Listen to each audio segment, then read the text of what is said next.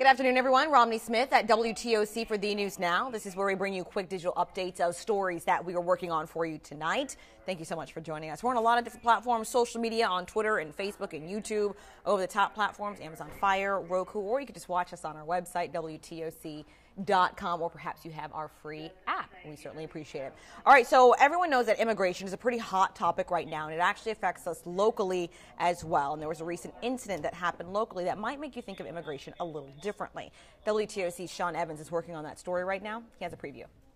Hey everyone, Sean Evans here. The story I'm working on for you today is one of border security. Right now there's definitely a national focus on border security, and as you may know, there's a point of entry into the United States right here in Savannah through the port of Savannah. So today I'm talking exclusively with the agencies tasked with making sure that whatever's coming into the country here is authorized to do so. I recently found out that a couple of stowaways were found at the Garden City Terminal. I'll tell you more about that case as well. That's just ahead on WTOC.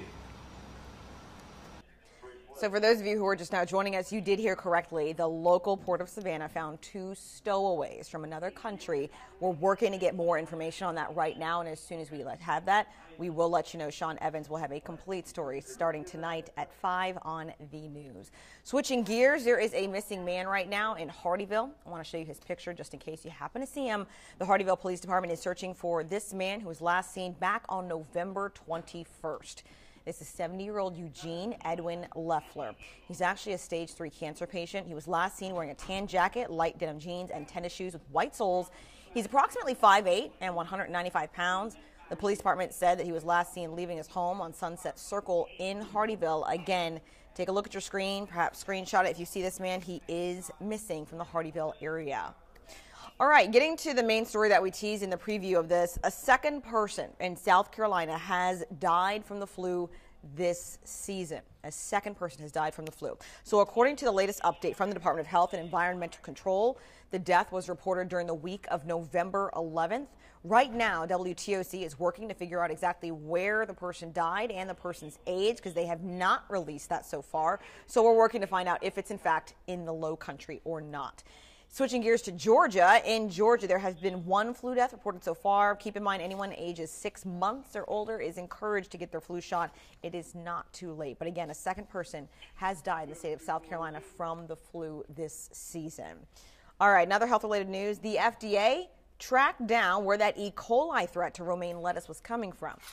And luckily, we're okay here. It appears to be from California's Central Coast region. The FDA narrowed its blanket warning, saying that romaine from other places should be labeled with their harvest dates and regions so that people know it's okay to eat. The E. coli outbreak linked to romaine lettuce has made 43 people sick in 12 different states. Again, it's now linked to California's Central Coast region. So if you find some romaine lettuce that you'd like to eat, as long as it's dated and you know the region is not Central California, you're good to go. So the FDA easing up on their requirements there. Hey, one more thing for you, something we've been talking about in every single newscast, Toys for Tots.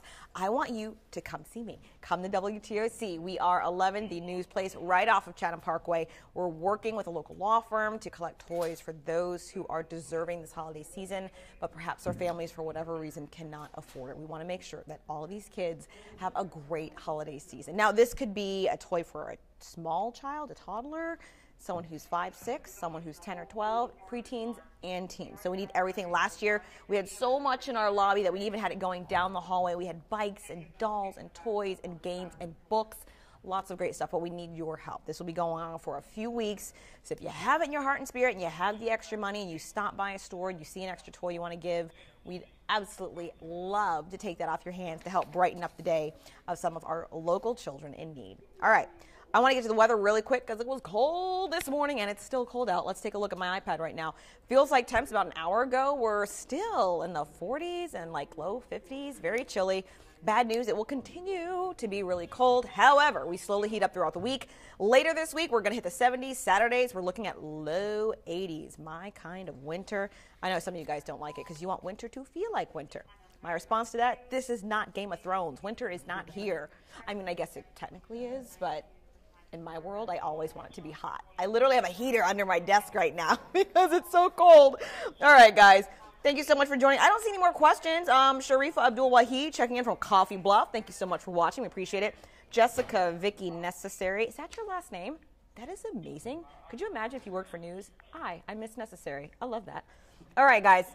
Thank you so much. I'm getting random now because I'm hungry. I need to go eat my lunch. Thank you so much for tuning in. As always, if you'd like to keep up to date with our latest stories, you can always reach us online at WTOC.com, as well as our social media pages, Facebook, Twitter, Instagram, things of that nature. We'll be back at 4 o'clock on TV. We are the CBS affiliate in Savannah, Georgia, and I will see you at 5 o'clock.